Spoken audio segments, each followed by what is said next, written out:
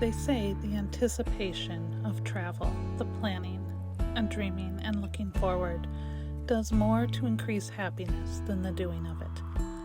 I don't doubt that, but the doing of it, that heady creation of new memory from a cacophony of experience, and then the untangling and reliving of it all on your return, sorting through the photos, telling the stories, cataloging them for posterity.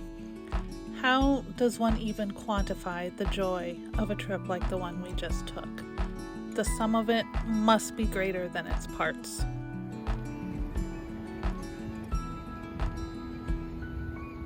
In July of 2021, fully vaccinated and restless after 6 months of confinement, we, my husband Kevin and I, drove from Los Angeles to Seattle and back again. I can tell you the basics. The whole journey took 11 days, 9 driving, and 2 spent visiting with friends in Seattle. We overnighted in 8 places: San Simeon, Santa Cruz, Garberville, Crescent City, Astoria, Seattle, Redding, and Sacramento.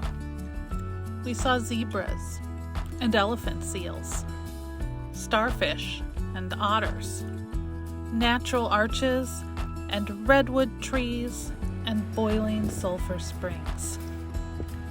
We walked where John Steinbeck walked, followed in the paths of the beat writers, and wandered through locations that inspired filmmakers from Hitchcock to Spielberg.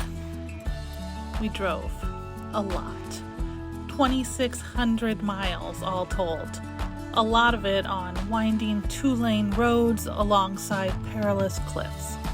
I can tell you the practicalities. We stayed in a combination of hotels and roadside motels. We checked the road conditions obsessively for news of washouts and wildfires. Kevin did most of the driving, while I took Dramamine and munched on candied ginger, reading aloud from a tote bag full of guidebooks as we hugged the cliffside, one eye always on the drop to the ocean below. We sought out brew pubs in every town and pulled over at countless beaches and vista points. Every day's travel took twice as long as the actual driving time. We wished we'd packed more water, more sandwiches, more fruits and vegetables. I can, perhaps, explain the wonder of it. The magic of looking on landscapes so beautiful they seem like they must not exist in real life, but only in our collective imaginations.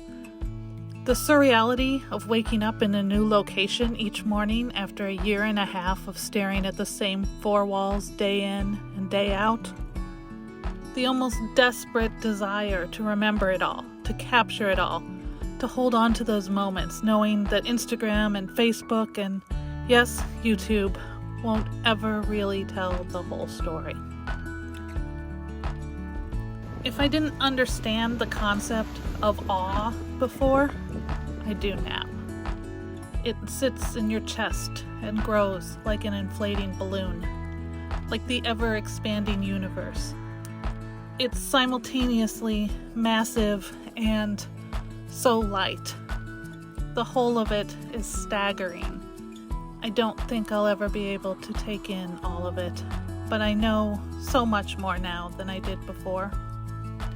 This is the U.S. West Coast, but more, it's my coast, my experience of it, as it lives and breathes inside me, and that will be mine until the day I die. So take me